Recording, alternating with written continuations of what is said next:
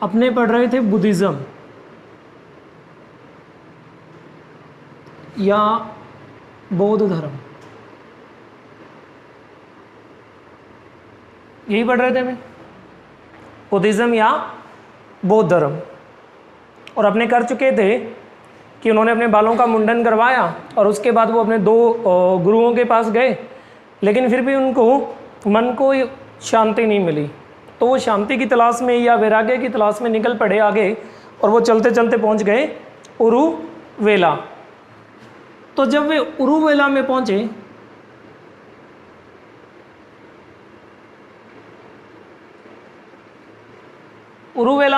तो उरुवेला में बुद्ध को 5 साधु मिले, 5 साधक या सन्यासी मिले।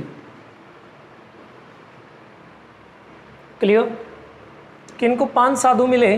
कोई कहते हैं इनके साथ इन्होंने रात्रि विश्राम किया, कोई कहते हैं ये दोनों 5 अलग अलग मिले, कोई कहते हैं एक साथ मिले। जैसा भी है, इन 5 साधुओं के बारे में पूछा जाता है तो इन 5 साधुओं के नाम पूछे जाते हैं। तो पहला था कौंडिन्य, दूसरा था वप्पा, तीसरा था भादिया, फोर्थ था असांगी, और 5th वाला था महानामा। महानामा जिसका कुछ लिटरेचर में नाम ओज भी मिलता है, कुछ लिटरेचर में जिसका नाम ओज भी मिलता है। क्लियर? इन साधुओं ने बताया कि क्या करना पड़ेगा, अगर मोक्ष प्राप्ति करनी है तो मोक्ष प्राप्ति के लिए तप करना पड़ेगा। और इसीलिए ये इन 5 साधुओं के साथ कहाँ चले गए? गया चले गए। गया बिहार में है भाई। ये कहाँ चले गए? गया बिहार चले गए। क्लियर? और यहाँ इन 5 साधुओं के साथ क्या किया? एक पीपल के पेड़ के नीचे, एक पीपल के पेड़ के नीचे क्या स्टार्ट कर दिया? तप स्टार्ट कर दिया। लेकिन क्या हुआ कि क्योंकि ये राजा के लड़के थे तो भूख से व्याकुल हो गए। तप में क्या होता है? भूखे प्यासे रह करके तप करना पड़ता है। तो ये भूख से व्याकुल हो गए और यहाँ पे क्या करने आती थी? एक कन्या थी, एक लड़की थी जिसका नाम था सुजाता। सुजाता ये शेड्यूल ट्राइब से बिलोंग करती थी, यानी कि शूद्र जाति की कन्या थी। कुछ बुक्स में लिखा होता है ये सेनानी कन्या थी। ये सेनानी यानी कि किसी सेना के सोल्जर या सैनिक की कन्या थी। और ये यहाँ पे क्या आती थी? कोई अलग अलग यहाँ पे है, लेकिन अपने मान के चलेंगे ये पशु या कुछ चराने के लिए आती थी। तो एक दिन जब ये आई तो क्या हुआ? ये खीर लेके आई और इसने बुद्ध को क्या प्रेजेंट की? खीर की। और बुद्ध को भूख लगी हुई थी तो बुद्ध ने वो खीर क्या कर ली? खा ली। इससे ये 5 साधु बड़े नाराज हो गए। ये 5 साधु बड़े नाराज हुए और बुद्ध को छोड़ करके चले गए। भी तेरा तो धर्म भ्रष्ट हो गया, तूने एक शूद्र कन्या के हाथ से क्या खा ली? खीर। आज भी क्या होता है कि जब बुद्ध पूर्णिमा होती है तो प्रसाद के रूप में क्या बांटा जाता है? खीर बांटी जाती है।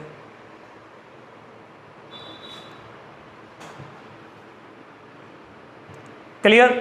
अब यहां पे एक क्वेश्चन और बनता है कि बुद्ध ने ज्ञान प्राप्ति के लिए कौन सा मार्ग अपनाया था? तो इन्होंने मध्यम मार्ग अपनाया था। इन्होंने मध्यम मार्ग अपनाया था कि शरीर को ना तो ज़्यादा कष्ट दो और ना ज़्यादा सहूलियत दो। मिडल वे से, यानी कि जो जरूरतें हैं, सिर्फ जो जरूरतें हैं वो पूरी करो और ज्ञान प्राप्ति कर लो, मोक्ष को प्राप्त कर लो। तो बुद्ध ने ज्ञान प्राप्ति के लिए क्या अपनाया? मध्यम मार्ग को अपनाया था।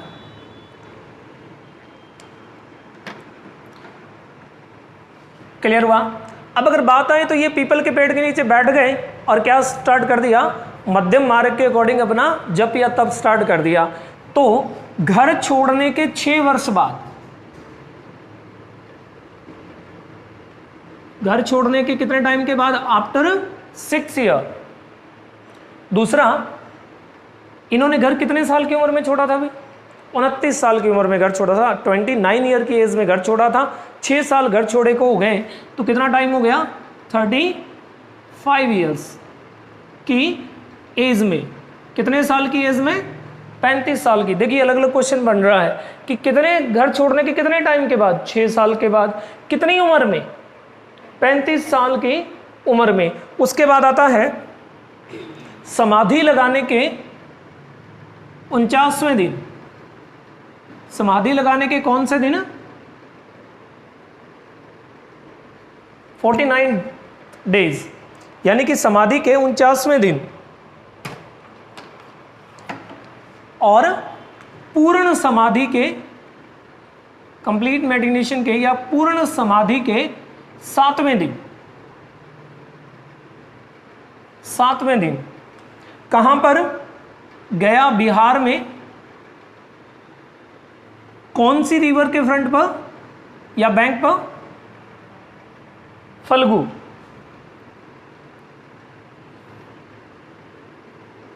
फल्गु नदी के फ्रंट पर। फल्गु नदी का दूसरा नाम है निरंजना नदी। कई बार फल्गु रिवर नहीं लिखा आता, तो वहां क्या लिखा आता है? वहां लिखा आता है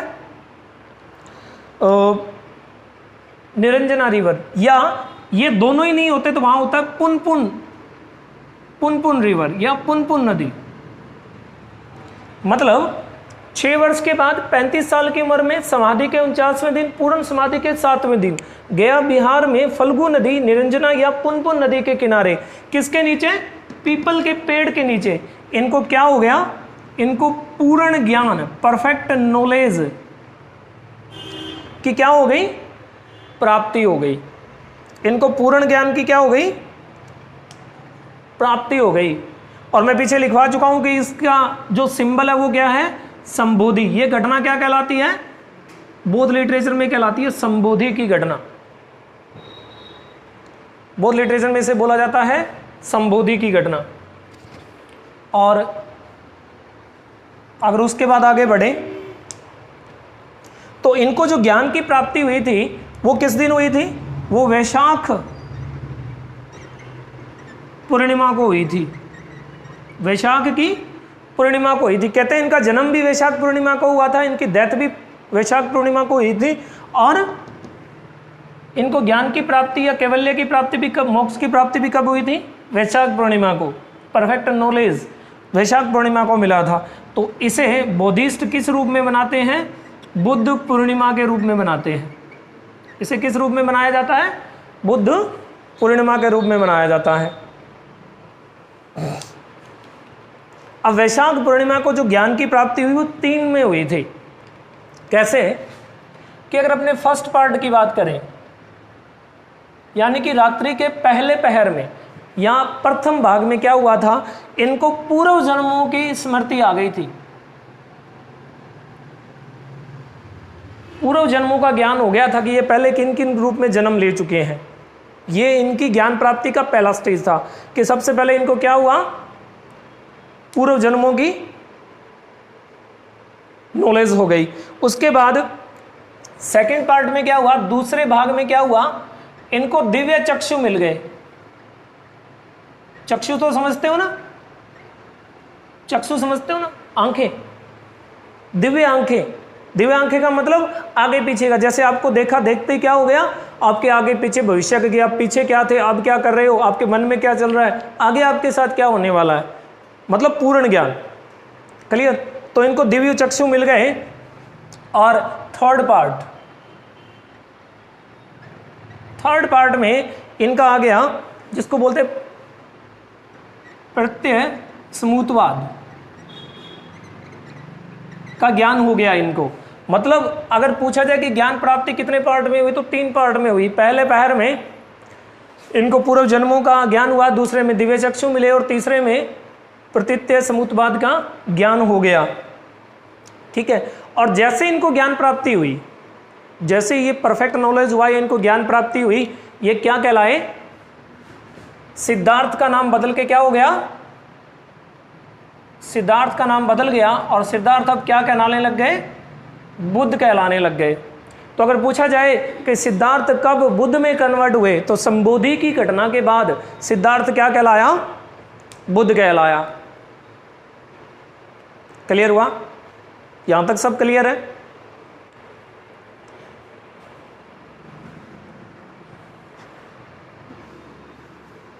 अगर इसके बाद बढ़े तो जैसे इनको ज्ञान मिला, ज्ञान मिलने के बाद ये सबसे पहले कहां पहुंचे? उन पांचों साधक के पास पहुंचे, उनको ये बताने के लिए कि ज्ञान प्राप्ति के लिए या कैवल्य या मोक्ष की प्राप्ति के लिए जरूरी नहीं है कि अपने शरीर को अपने दुख देना है, कुछ और करना है। तो इन पांचों साधक के पास पहुंचे कहाँ? उरुवेला। तो वहां वो पांचों नहीं मिले और बाद में पता चला कि वो कहाँ चले गए? सारनाथ चले गए। तो ये भी उन साधकों के पास कहाँ चले गए? सारनाथ। और सारनाथ पहुंच के उन्हीं 5 साधुओं को अपना क्या दे डाला? फर्स्ट सेरेमन, पहला उपदेश दे डाला, पहला उपदेश दे डाला। ठीक है, तो यहां पे क्वेश्चन बन रहा है कि बुद्ध ने अपना पहला उपदेश कहां दिया था? सारनाथ में दिया था। और पहले उपदेश को क्या बोला गया है बौद्ध लिटरेचर में? मैं पीछे लिखवा चुका हूं, धर्म चक्र प्रवर्तन। इन्होंने पहला उपदेश 5 साधुओं को दिया, उन्हीं अपने साथ वाले साधुओं को, और कहां दिया? सारनाथ में दिया। अगर बोला जाए सबसे ज्यादा उपदेश कहां पे दिए? सबसे अधिक उपदेश या सबसे ज्यादा कहां दिए? तो कौशल की राजधानी श्री वास्तु या श्रीवास्ती में सबसे ज्यादा उपदेश दिए थे। ठीक है, अब यहां पे आता कि पहले उपदेश का सिंबल क्या है? पहले उपदेश का सिंबल क्या है? इन्होंने जो पहला उपदेश दिया था धर्म चक्र प्रवर्तन, उसका सिंबल व्हील है। मैंने बोला था संबोधि की घटना क्या कहलाती है? व्हील से दिखाते हैं। लेकिन अगर पूछा जाए कि पहले सेरेमन का, पहले उपदेश का सिंबल क्या है, तो पहले उपदेश का सिंबल है हिरन, जिसको आप डीर बोलते हो ना, DEER। पहले उपदेश का सिंबल क्या है? हिरन। सारनाथ में अब कई बार क्या होता है कि सारनाथ नहीं लिखा होता ऑप्शन में, तो सारनाथ का पुराना नाम है ऋषिपत्तनम। सारनाथ का पुराना नाम क्या है? ऋषिपत्तनम। और कई बार ऋषिपत्तनम भी नहीं होता, तो इसका और पुराना नाम है उषा वंदन। क्या नाम है? उषा वंदन। क्लियर? अब यहां एक जुड़ा हुआ और हिस्ट्री से जुड़ा हुआ लिख लीजिए कि सारनाथ में क्या किया था। अपने जब लिटरेचर पढ़ते हैं तो सबसे पहले हर्नियक डायनेस्टी पढ़ी जाती है। हर्नियक डायनेस्टी का राजा कौन था? बिंबिसार। तो बिंबिसार की वाइफ थी जिसका नाम था क्षेमा, जिसका नाम था क्षेमा। कुछ लिटरेचर इसको बताते हैं खेमा, आप जो मर्जी लिख लीजिए, क्षेमा या खेमा। तो सारनाथ में ही इसने क्या किया था? क्षेमा को उपदेश दिया था और क्षेमा ने इसको क्या किया? फॉलो किया। मतलब बिंबिसार की जो पत्नी थी क्षेमा, वो किसको फॉलो कर चुकी थी? बुद्ध को। क्लियर? ये मध्य प्रदेश की राजधानी थी। मध्य प्रदेश यानी कि आज का पंजाब। ये पंजाब की राजकुमारी थी, मध्य प्रदेश की राजकुमारी थी। किसकी पत्नी थी? बिंबिसार। और क्योंकि ये राजा की, मगध के राजा की थी, तो इसने क्या किया था? सारनाथ के अंदर इस क्षेमा ने इनको क्या दिया था? एक आम का बगीचा, मैंगो गार्डन, एक आम का बगीचा गिफ्ट में किया था, एज ए उपहार दे दिया था। और इसी आम के बगीचे में इसका नाम था मृगवन। इस आम के बगीचे का नाम था मृगदावन। क्या नाम था भाई? मृगदावन। कई बार लिटरेचर में मृगदावन नहीं होता तो उसकी जगह लिखा होगा अनुपपिया। दूसरा नाम क्या है इसका? अनुपपिया या अनुपपिय। इसी आम के बगीचे में बुद्ध ने क्या की थी? बोध संघ। क्या किया था? बोध संघ को क्रिएट किया था। क्लियर? कि बिंबिसार की पत्नी क्षेमा ने एक आम का बगीचा मृगदावन गिफ्ट में किया था। किसको? बुद्ध को। और इसी आम के बगीचे में, इसी मृगदावन में इन्होंने बोध संघ का निर्माण किया था। बोध संघ की जो गणपूर्ति है, बोध संघ की, कई बार क्वेश्चन आता है बोध संघ की गणपूर्ति के लिए कितने, कम से कम कितने साधु या सन्यासी चाहिए? तो 20 मॉन्क्स चाहिए, 20 भिक्षु चाहिए गणपूर्ति के लिए। क्लियर हुआ? अब ना यहाँ पे कुछ लिटरेचर या कुछ बुक्स क्या कहती है कि ये जो आम का बगीचा था या ये बौद्ध संघ बना था ना, ये वैशाली में बना था। क्लियर? लेकिन ये वैशाली में नहीं बना था, बौद्ध संघ सारनाथ में बना था, आम के बगीचे में, जो बिंबिसार या क्षेमा ने गिफ्ट में दिया था। यहां तक क्लियर है? अभी आगे आ जाएं। चलिए, इसके बाद अगर अपने बात करें तो सबसे ज्यादा उपदेश कहां दिए थे? श्री वास्ते में दिए थे। श्रीवास्तु या श्रीवास्ते में। श्रीवास्ते में कई बार पूछा जाता है कि श्रीवास्ते में किसको दिए थे? तो वहां पे 3 भाई थे। एक था मुख्य कश्यप, एक था मुख्य कश्यप, एक था नंदी कश्यप या नंद कश्यप, और तीसरा था गया कश्यप। गया कश्यप ये व्यापारी थे, यानी कि वैश्य वर्ग से बिलोंग करते थे, ट्रेड्समैन। इन व्यापारियों को क्या दिया था? सेरेमनी या उपदेश दिया था, और इन्होंने बौद्ध संघ को ज्वाइन कर लिया था या बुद्ध को ज्वाइन कर लिया था। अगर बात करें बोध गया की, अगर बात करें बोध गया कहाँ है भाई? बिहार में है। क्लियर? अभी बता के हटा हूं जस्ट थोड़े टाइम पहले कि अगर बात करें बोध गया की, तो बोध गया में इन्होंने सबसे पहले 2 शूद्र जाति के पर्सन को लेक्चर दिया था। तो वो थे, एक था तपस्सु और दूसरा था भल्ली। भल्ली को कहीं कहीं कलील भी कहा जाता है, कुछ लिटरेचर में इसका नाम कलीक मिलता है, ठीक है, और कुछ लिटरेचर में इसका नाम मलिक मिलता है। क्या मिलता है? मलिक। मतलब भल्ली, कलिक या मलिक ये एक ही पर्सन के हैं। अब अगर कोई बोले वो शूद्र जाति के 2 पर्सन तपस्वी और भल्ली, ये थे क्या? ये दोनों बंजारे थे। ये दोनों क्या थे? बंजारे। अगर पूछा जाए बुद्ध को सबसे पहले किन शेड्यूल कास्ट के 2 पर्सन ने फॉलो किया, तो वो होगा तपस्वी एंड भल्लू। किस कैटेगरी से बिलोंग करते थे? ये क्या थे? ये बंजारे थे। अगर बात करें काशी की, काशी वाराणसी, अगर बात करें काशी की, तो काशी में एक व्यापारी था जिसका नाम था यश। व्यापारी का क्या नाम था? यश व्यापारी। इस यश व्यापारी ने इनको फॉलो किया था। अब ये व्यापारी था तो इसके कोई ना कोई सर्वेंट या नौकर चाकर भी होंगे। तो इस यश व्यापारी के पूरे परिवार ने प्लस 50+ इसके जो नौकर थे, उन्होंने भी क्या कर लिया?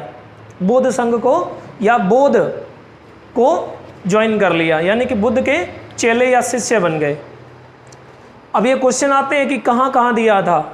बोध गया में किसको दिया था? सारनाथ में किस किस को दिया था? काशी में किसको दिया था? क्लियर हो गया? अगर बात करें लुम्बिनी की, तो लुम्बिनी में इन्होंने अपनी वाइफ को दिया था, मतलब इनकी वाइफ ने इनको ज्वाइन कर लिया था। बात करें वैशाली की, तो वैशाली में मैं पहले ही बता चुका हूँ, वैशाली की गणिका अमरपाली इनकी फॉलोवर बन गई थी, रहने के लिए घर दिया था, ये मैं पहले बता चुका हूँ। क्लियर हो गया? और अगर सेरेमन की बात ही चल पड़ी है तो अपनी बात करते हैं लास्ट सेरेमन। लास्ट बहुत बार आता मोस्ट इंपॉर्टेंट में कि अंतिम उपदेश किसको दिया था, कोई बता सकता है? तो अंतिम उपदेश इन्होंने दिया था सुभच को। अंतिम उपदेश किसे दिया था? सुभच को। मरने से जस्ट पहले आदमी को कुछ नहीं रहता, लेकिन इनको ज्ञान था और उन्होंने लास्ट लेक्चर किसको दे दिया? सुभच को दिया था। तो अगर लास्ट लेक्चर की बात करें तो इन्होंने दिया था सुभच को। अब अगर अपने लास्ट पे आ गए तो यहाँ पे इनका निर्वाण भी लिख लेते हैं कि बुद्ध को निर्वाण की प्राप्ति कहाँ हुई थी। निर्वाण समझते हो ना, या इसको बोला गया महापरिनिर्वाण। नॉर्मल भाषा में अपने बात करें तो डेथ, कि बुद्ध की डेथ कहाँ हुई थी? तो 80 साल की उम्र में, 80 ईयर्स ओल्ड थे ये, 80 साल की उम्र में कुशीनगर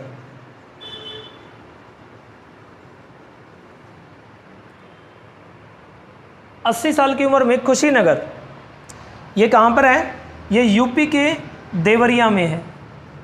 आपको किसी भी बुक में मिल जाएगा ये कि 80 साल की उम्र में यूपी के देवरिया में। ठीक है, अब कई बार रिवर पूछा जाता है कि कौन सी रिवर के किनारे, तो रिवर थी हिरण्यवती।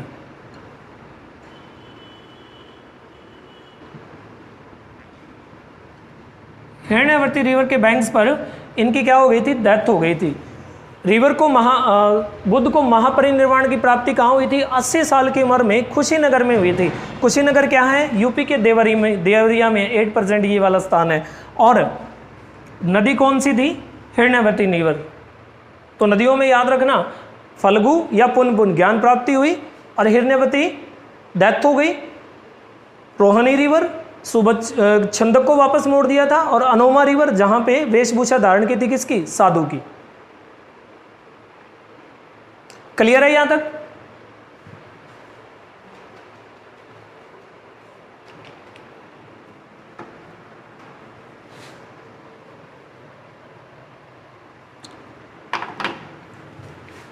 अब कई बार पूछ लिया जाता है कि इनकी डेथ कैसे हुई थी।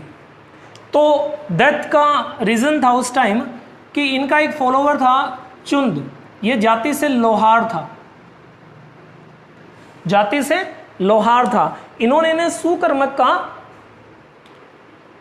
भोजन करवा दिया था, मतलब अध पका कर, जिससे इनको अतिसार या डिनेस्ट्री हो गई, जिसकी वजह से इनकी डेथ हो गई। क्लियर हो गया? चुंद नामक लोहार के घर पे भोजन ग्रहण करने के बाद अतिसार से इनकी क्या हो गई थी? डेथ हो गई थी।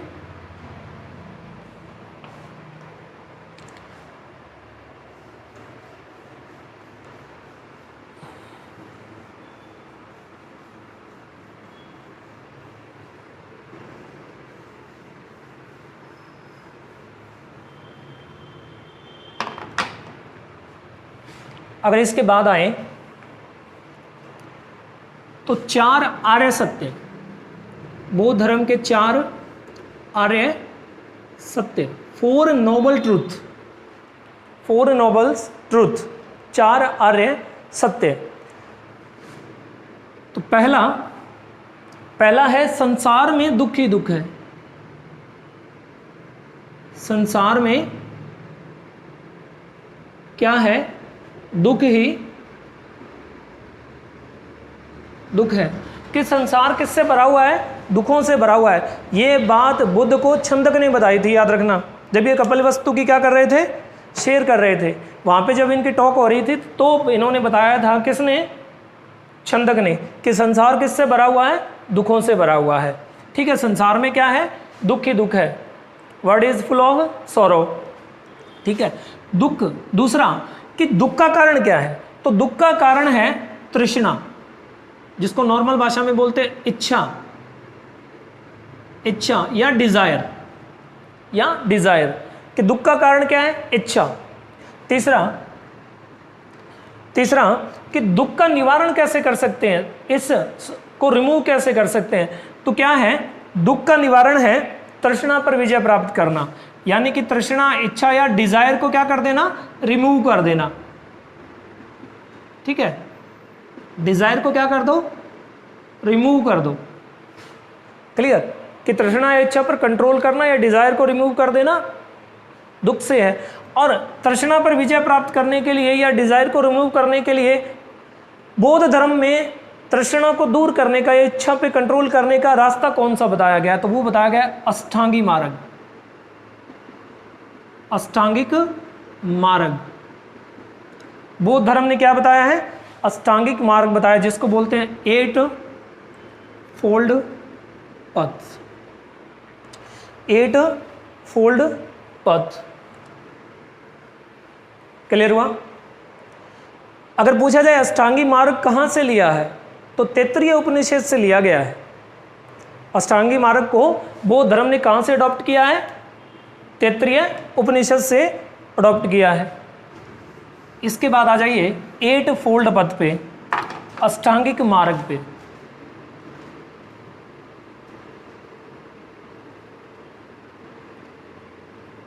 या 8 फोल्ड पथ। पहला होता है सम्यक दृष्टि। दृष्टि का मतलब होता है देखना, ठीक है। तो पहला है सम्यक दृष्टि, राइट अंडरस्टैंडिंग। राइट अंडरस्टैंडिंग इसका मतलब है सत्य और असत्य में फर्क पता कर लेना, या सत्य असत्य की पहचान करना। दूसरा, सम्यक का मतलब होता है राइट, जिसमें कोई किंतु परंतु नहीं हो, पूर्णतः सत्य, एकदम परफेक्ट नॉलेज जो होता है वो सम्यक होता है। जो जन्मा है वो क्या होगा, मरेगा, किसी प्रकार का कोई डाउट है, इसे बोलते हैं सम्यक, जिसमें कोई किंतु परंतु नहीं। तो सम्यक को इंग्लिश में राइट बोला गया है, क्लियर। तो यहां दूसरा आ गया सम्यक संकल्प। सम्यक संकल्प, राइट रिजॉल्व। राइट रिजॉल्व इसका मतलब है इच्छा और हिंसा रहित संकल्प होना चाहिए। इच्छा और हिंसा रहित मतलब कोई डिजायर नहीं होनी चाहिए और कोई वायलेंस नहीं होना चाहिए, उससे रहित होना चाहिए। तीसरे पे आ जाइए, सम्यक वाणी। वाणी तो समझते हो, राइट स्पीच। कैसी होनी चाहिए वाणी अपनी, मीठी होनी चाहिए, दूसरों को आदर देने वाली होनी चाहिए। 4 पे आ जाइए, सम्यक कर्म। कर्म क्या होता है, अभी आप नौकरी पाने के लिए अपना कर्म कर रहे हो, आपका कर्म क्या है, स्टूडेंट का कर्म क्या है, स्टडी करना। तो कर्म यानी कि राइट एक्शन। राइट एक्शन कैसे होना चाहिए, सत्कर्म होना चाहिए, दान होना चाहिए, पुण्य होना चाहिए, सत्य होना चाहिए। कर्म कैसे होने चाहिए, सत्कर्म होने चाहिए। 5 पे आ जाइए, 5 में है सम्यक आजीव। आजीव होता है जीवन यापन के लिए जो करते हैं ना, ठीक है। राइट लिविंग, राइट लिविंग, जीवन यापन का तरीका कैसा होना चाहिए, सही होने चाहिए, कोई लूट मार नहीं होने चाहिए। अभी कोरोना आया हुआ, लोग क्या कर रहे हैं, 800 रुपये का सिलेंडर 8,000 में बेच रहे हैं। जो ट्रीटमेंट 10,000 में हो रहा है उसके लिए 2-2 लाख रुपए चार्ज कर रहे हैं। तो उनके कर्म कैसे हैं, आजीव कैसा, जीवन यापन का कर्म कैसा है, भ्रष्ट हो रहे हैं ना। बाद में वो बुढ़ापे में या बाद में बोलेंगे हमें दुख मिल रहे हैं, हमें तकलीफें मिल रही, तो उन्होंने भी तो किसी को तकलीफ दी है। 6 पे आ जाएं तो सम्यक व्यायाम। शरीर अगर स्वस्थ रहेगा तभी मन प्रसन्न रहेगा और तभी प्रभु की क्या हो पाएगी, आराधना हो पाएगी। तो सम्यक व्यायाम, ठीक है। राइट एफर्ट, व्यायाम का मतलब यहाँ प्रयत्न से है, एफर्ट या प्रयत्न, राइट एफर्ट, क्लियर होना चाहिए। उसके बाद अगर मैं 7 पे आ जाऊं तो 7 पे अपने पास है सम्यक स्मृति। स्मृति का मतलब होता है राइट माइंड,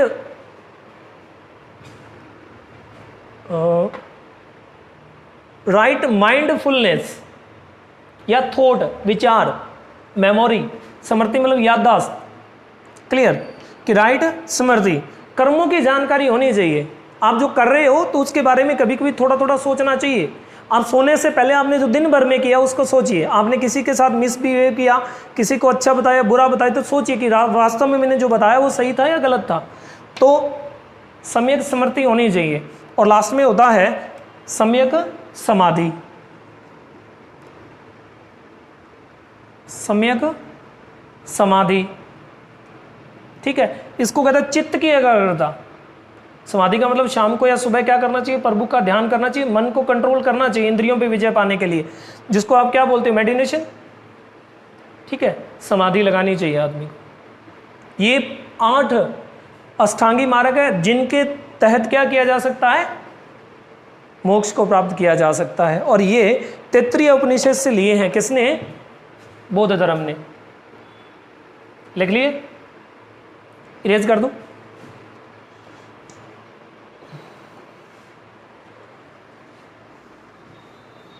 उसके बाद अपने बात की थी, आपने पूछा था उस दिन कि चैत्य क्या होता है, मठ क्या होता है। तो सबसे पहले अपने आते हैं चैत्य।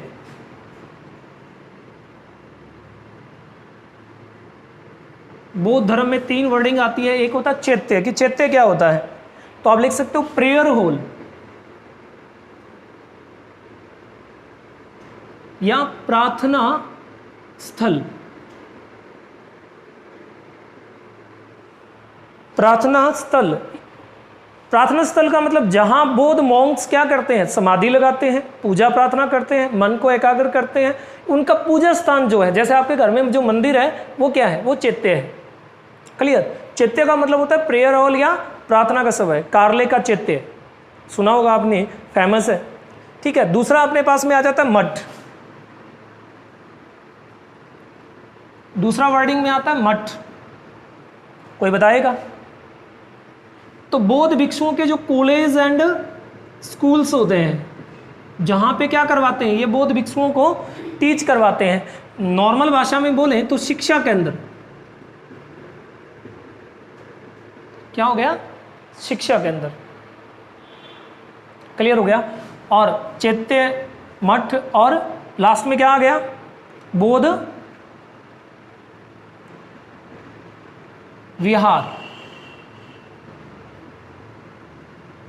बौद्ध विहार बता सकते हो कोई बौद्ध विहार? पहला बौद्ध मठ या बौद्ध विहार मैंने बताया था आम्रपाली का घर था। तो बौद्ध विहार क्या होते हैं? जहां पे भिक्षुओं के रहने का प्रबंध होता है, रहने का स्थान। ठीक है, लिविंग प्लेस जो होता है उसे क्या कहते हैं? बौद्ध विहार कहा जाता है। तीनों चीजें क्लियर हो गई?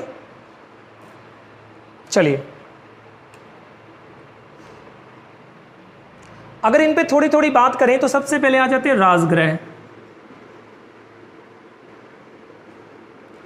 राजगृह, राजगृह किसकी राजधानी था? मगध की राजधानी थी। और मगध का राजा कौन था? बिंबिसार। अगर फर्स्ट राजा की बात करें, बिंबिसार। तो बिंबिसार ने बौद्ध के लिए क्या बनाया था? वेणुवन विहार बनाया था।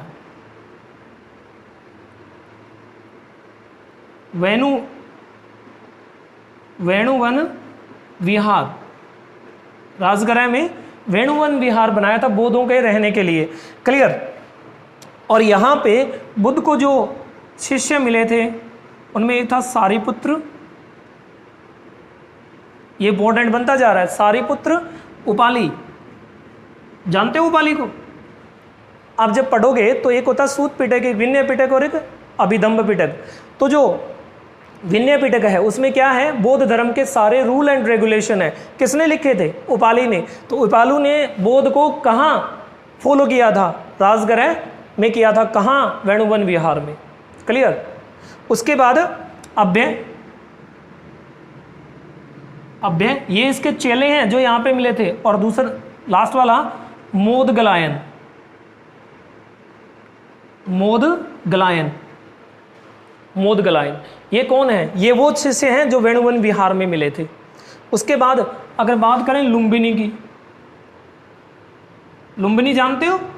नेपाल के तराई में है लुम्बिनी, लुम्बनदेही। क्या हुआ था यहाँ पे?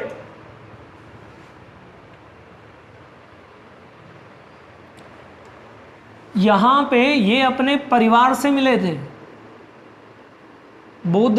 सिद्धार्थ जब बुद्ध बन गया तो वो लुम्बिनी जब आया तो किससे मिला? अपने परिवार से मिला। इसके परिवार ने इसको फॉलो किया। प्लस यहाँ पे इसका शिष्य बन गया कौन? देवदत्त। ये इसका चचेरा या इसका भाई था। ये कौन था? इसका भाई था। ये पहले बुद्ध का एंटी था, लेकिन बाद में क्या हुआ? इसने बुद्ध को फॉलो कर लिया। ठीक है, और लुम्बिनी में इन्होंने अपने घर को क्या बना दिया? बौद्ध विहार बना दिया। उसके बाद आ जाइए श्रीवास्ती। सबसे ज्यादा लेक्चर कहाँ दिए थे? श्रीवास्ती में दिए थे। श्रीवास्ती में एक व्यापारी था सुद्रात। श्रीवास्ती का एक व्यापारी था जिसका नाम था सुद्रात, जिसको किस नाम से जानते हैं? अनाथ पिंडक के नाम से जानते हैं सभी। बहुत लिटरेचर इसे किस नाम से प्रेजेंट करता है? अनाथ पिंडक। क्लियर? और इस व्यापारी ने क्या दिया? बुद्ध को जेतवन विहार गिफ्ट में दिया था। ठीक है, इसने श्रीवास्ती का एक व्यापारी था सुद्रात, उसने बुद्ध को फॉलो किया और उसको नाम क्या मिला? अनाथ पिंडक। और उसने बुद्ध को क्या दिया? जेतवन विहार दिया। क्लियर हुआ? यहां पे श्रीवास्ती में एक लेडीज और थी जिसका नाम था विशाखा। क्या नाम था? विशाखा, इसने भी श्रीवास्तव में एक विहार बुद्ध को गिफ्ट किया था जिसका नाम था पुआ राम विहार, बड़ा फेमस है पुआ राम विहार। तो श्रीवास्तव में 2 विहार हो गए, ठीक है, वहां पे मठ भी था और चैत्य भी थे, विहार में सारा कुछ ही होता था। क्लियर, एक कॉलेज जिसमें प्रिंसिपल रूम भी है, क्लासेस भी है और लाइब्रेरी भी है। क्लियर हो गया। श्रीवास्तव में विशाखा नाम की इनकी शिष्या थी, उसने इनको क्या दिया था, पौआराम विहार गिफ्ट में दिया था। अब मैं विहार की बात कर रहा हूं कि कहां कहां बने हुए हैं बौद्ध विहार और किस किस ने दिया था, क्वेश्चन आ जाता है इनमें से। अब वैशाली का क्वेश्चन पैट होता है, बहुत बार पूछा गया। तो अगर बात आए वैशाली की तो क्वेश्चन आता है कि ज्ञान प्राप्ति के कितने साल में, ज्ञान प्राप्ति के कितने साल बाद ये वैशाली गए थे। तो ज्ञान प्राप्ति के कितने साल में, 8वें वर्ष में। ज्ञान प्राप्ति के कितने वर्ष में, जब इनको परफेक्ट नॉलेज मिले हुए कितने साल हो गए, 8 साल। ये घूमते घूमते कहाँ पहुंचे, वैशाली। और वैशाली में जो बौद्ध विहार बना उसका नाम है कुटागुशाला विहार, कुटागुशाला विहार। अब आपको पता चल गया होगा ये कौन सा है, अमरपाली वाला है। क्लियर हो गया।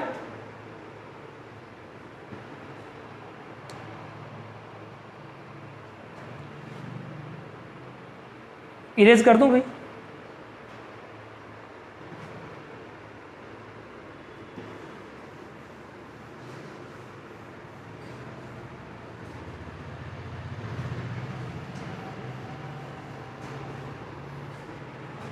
उसके बाद लिखिए बौद्ध धर्म के त्रिरत्न। बौद्ध धर्म के त्रिरत्न तो सबको पता है, पहला बुद्ध, दूसरा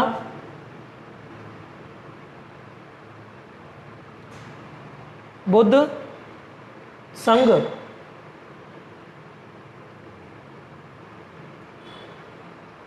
दूसरा संघ और तीसरा धम्म। बौद्ध धर्म के त्रिरत्न बुद्ध, संघ और धम्म। चलिए, बुद्ध का मतलब जिसका ज्ञान सर्वोपरि है, ठीक है। उसके बाद अगर आते हैं संघ पे, तो संघ क्या होता है, बौद्ध संघ। सीधी सी बात है, संघ का मतलब होता है यूनियन, ऑर्गेनाइजेशन। सीधी सी बात, मोंक्स ऑर्गेनाइजेशन, ठीक है, भिक्षुओं का संघ या भिक्षुओं की सभा। और तीसरा आता है धम्म। धम्म का मतलब होता है, नॉर्मल भाषा में बोले तो बुद्ध की शिक्षाओं को धम्म बोला गया है। धम्म प्राकृत भाषा का शब्द है जो धर्म से बना है, ठीक है। धर्म जो हिंदी में धर्म बोलते हैं, प्राकृत भाषा में उसे क्या बोलते हैं, धम्म। लिख सकते हो टीचिंग ऑफ बुद्धा, बुद्ध की शिक्षाएं। तीनों क्लियर हो गए। पूछा जाता है कि क्या है।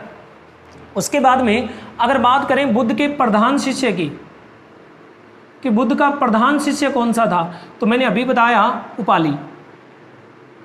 बुद्ध का प्रधान शिष्य कौन सा था, उपाली। लेकिन अगर पूछा जाए कि बुद्ध का प्रिय शिष्य, बुद्ध जिसको सबसे ज्यादा लाइक करता था या प्यार करता था, प्रधान शिष्य, वो था आनंद। कौन था वो, आनंद। क्लियर। आनंद के कहने पर ही बुद्ध ने क्या किया था, संघ में किसको एंट्री दी थी, लेडीज को, एंट्री दी थी। लेकिन इसी के साथ इसने क्या बोल दिया था, इसी के साथ बुद्ध ने भविष्यवाणी कर दी थी कि आने वाले 500 सालों में क्या होगा, बौद्ध धर्म का पतन हो जाएगा। क्लियर। अगर बात करें प्रधान शिष्य उपाली की, तो उपाली ने कौन सा लिटरेचर लिखा था, विनय पिटक।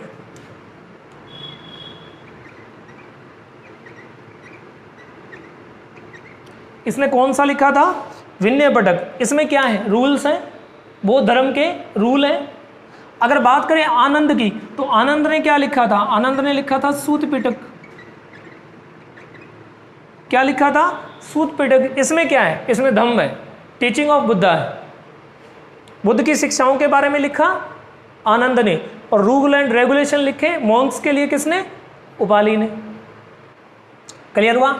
अगर अब यहाँ पे आए कई बार देखिए पीछे भी बता चुका हूं, दोबारा बता देता हूं। सबसे पहले बौद्ध संघ को किसने ज्वाइन किया था? प्रजापति गौतमी ने, गौतम की सौतेली माता, गौतम बुद्ध की सौतेली माता प्रजापति गौतमी। उसके बाद किसने किया था? आम्रपाली ने। उसके बाद किसने किया था? यशोधरा ने। उसके बाद किसने किया था? चंपा ने।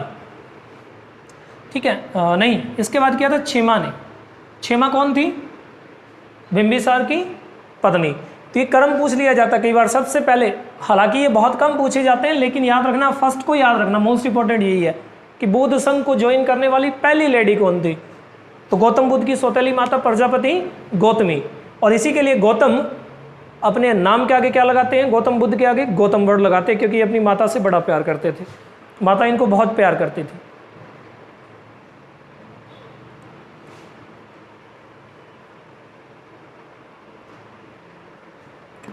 अगर मैं यहां पे थोड़ा सा पूछ लूं कि बौद्ध संघ को ज्वाइन करने की कंडीशन क्या कहलाती है? बौद्ध संघ को ज्वाइन करना क्या कहलाता है?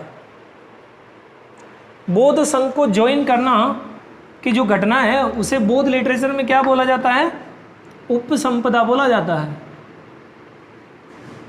उपसंपदा कहलाती है। बौद्ध संघ को ज्वाइन करने की घटना क्या कहलाती है? उपसंपदा। इसके लिए कम से कम एज कितनी होनी चाहिए? बंदा 15 ईयर्स ओल्ड होना चाहिए। कम से कम एज कितनी होनी चाहिए? 15 साल होनी चाहिए। क्लियर? और बौद्ध संघ को ज्वाइन करने से पहले माता पिता से परमिशन लेनी बड़ी जरूरी है। डायरेक्ट जाके नहीं हो सकते, जब तक आपके माँ बाप परमिशन नहीं देंगे बौद्ध संघ में ज्वाइन नहीं हो सकते। क्लियर? माता पिता से परमिशन लेनी जरूरी है। चोर, हत्यारे या अपराधियों को संघ में शामिल नहीं किया जाता। चोर, हत्यारे या अपराधियों को नहीं किया जाता। अब यहां पे एक और आता है भिक्षुक। भिक्षुक कि भिक्षुक कौन होता है? बौद्ध संघ में या बौद्ध धर्म में जो व्यक्ति ब्रह्मचर्य को स्वीकार करते हैं, मतलब आज जन्म अनमैरिड रह करके बौद्ध धर्म के प्रचार के लिए यहां वहां घूमते रहते हैं, वो क्या कहलाते हैं? भिक्षुक कहलाते हैं। दूसरा, उपासक। उपासक, उपासक कौन होते हैं? जो गृहस्थ जीवन के साथ फैमिली में रहते हुए, बीवी बच्चों के साथ रहते हुए क्या करते हैं? बौद्ध धर्म को अपनाते हैं, वो उपासक है। जैसे अपने हैं तो अपने उपासक हैं, अपनी फैमिली भी है और अपने मंदिर भी जाते हैं, तो अपने उपासक की कैटेगरी में आते हैं। साधु सन्यासी जो भिक्षा मांगते हुए आज यहाँ कल कहीं और, वो भिक्षुक है। ठीक है। अब कई बार पूछा जाता है इनके चेलों के बारे में या शिष्यों के बारे में पूछा जाता है, तो मैंने शिष्य बता दिया आपको कौन कौन से, उपाली और 2 तो आई गए। इसके अलावा और लिख लीजिए, अनिरुद्ध, अनिरुद्ध, महाकश्यप, अनिरुद्ध, महाकश्यप, महाप्रजापति, महाप्रजापति, भद्रिका, भद्रिका, उसके बाद भृंगु, भृंगु, उसके बाद देवदत्त और किम्बाल। किलाल, किम्बाल, ये एक ही नाम है, ये वही बंजारा है। क्लियर? अगर प्रचारक की बात करें, प्रचारक, प्रचारक तो समझते हो, जो बौद्ध धर्म को इधर उधर फैलाने वाला बंदा, प्रचारक। तो पहला नाम आता है अंगुलीमान। अंगुलीमान ये पहले डाकू था, बौद्ध से मिलने से पहले ये क्या था? डाकू था, लेकिन बाद में ये क्या बन गया? बौद्ध भिक्षु बन गया। उसके बाद मिलिंद, मिलिंद यूनानी राजा, जिसको आप यूनान में मिनाडर पढ़ते हो ना, इंडो ग्रीक में, वो मिलिंद। इसकी एक बुक भी है मिलिंद पोह, जब अपने पढ़ेंगे तब मैं करवाऊंगा। ठीक है। उसके बाद अशोक, चलिए, उसके बाद अशोक द ग्रेट सम्राट, अशोक मौर्य। क्लियर? आपको पता है इसने अपनी पुत्री संघमित्रा और पुत्र महेंद्र या महिंद को कहाँ भेजा था? सैलोन भेजा था, श्रीलंका, बौद्ध धर्म के प्रचार के लिए। क्या दे करके? बौद्ध ट्री का क्लोन दे करके। क्लियर? समझ में आ गया? क्लियर? और जब श्रीलंका भेजा ना, किसको? संघमित्रा और महिंद को, तो वहां पे जो श्रीलंका का राजा था या रूलर था, श्रीलंका का जो राजा था वो था देवनाम पियातिस।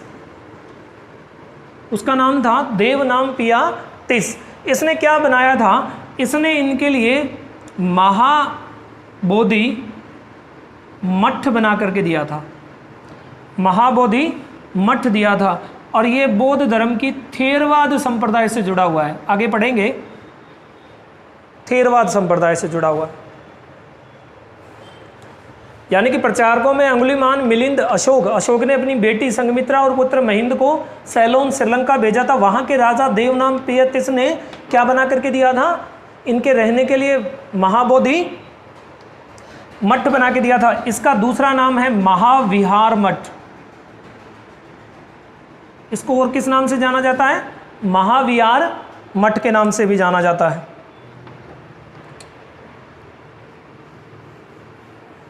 अब स्टार लगा करके लिख लीजिए, बोधि वृक्ष या बोधि ट्री, बोध वृक्ष या बोधि ट्री। ठीक है, इस पे पढ़ते हैं।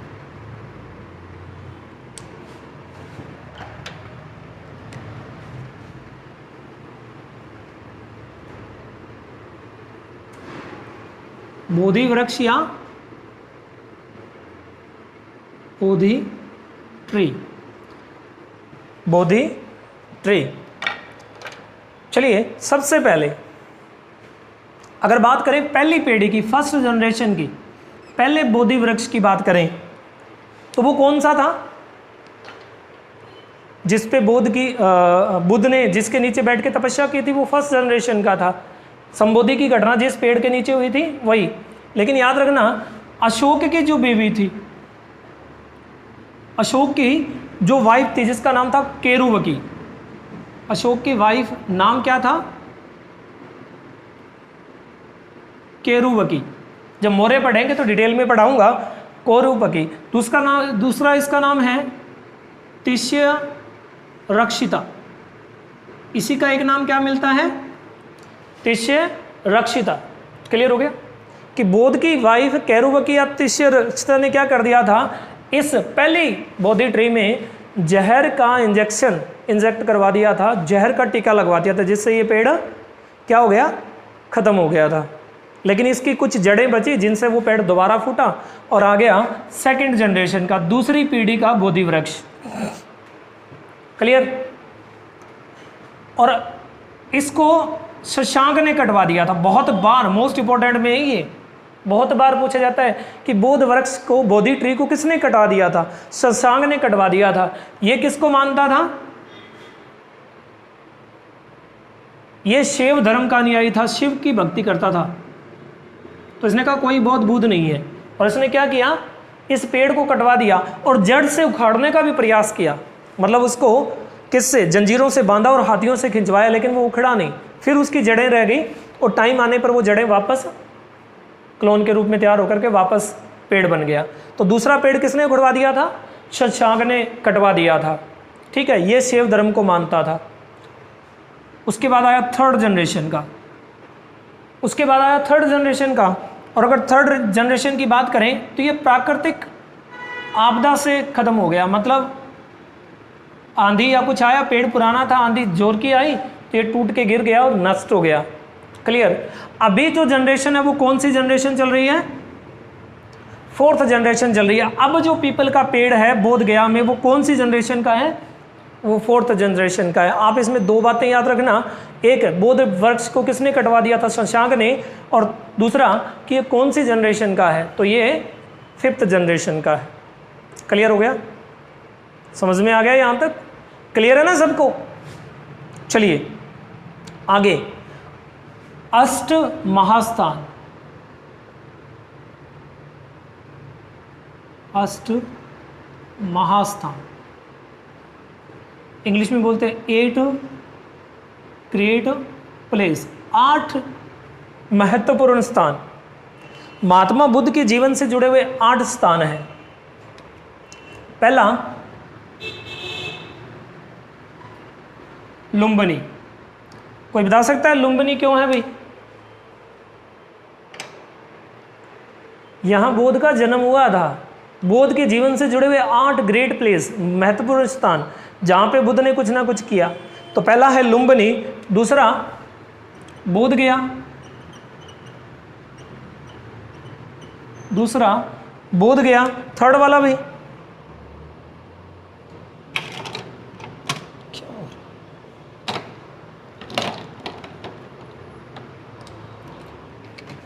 थर्ड वाला सारनाथ, 4 बोलिए बोलिए बोलिए श्रीवास्तु, 5वां राजगृह,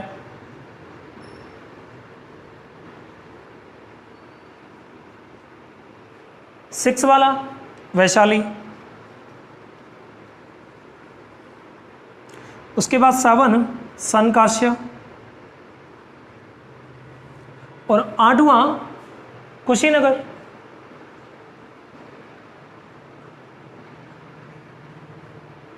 कुशीनगर ये लगा लेना भैया, कुशीनगर। क्लियर हो गया? ये 8 स्थान है। कहीं पे जन्म हुआ, कहीं पे पहला सेरेमन दिया, कहीं पे सबसे ज्यादा दिए, कहीं पे डेथ हो गई। बुध आज के लिए कितने पेजेस हो गए?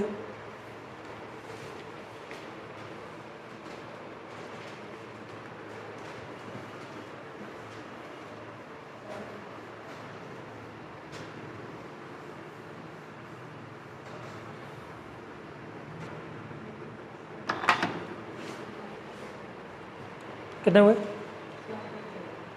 बहुत है। आज के लिए इतना ही है। आगे हेडिंग डाल के छोड़ लीजिए वर्ड मीनिंग्स। बौद्धिस्ट लिटरेचर में से कुछ वर्ड मीनिंग्स है, ठीक है, जिन पे सीधे सीधे क्वेश्चन आ जाते हैं, और हेडिंग डाल के छोड़ दो नति या नति। क्लियर?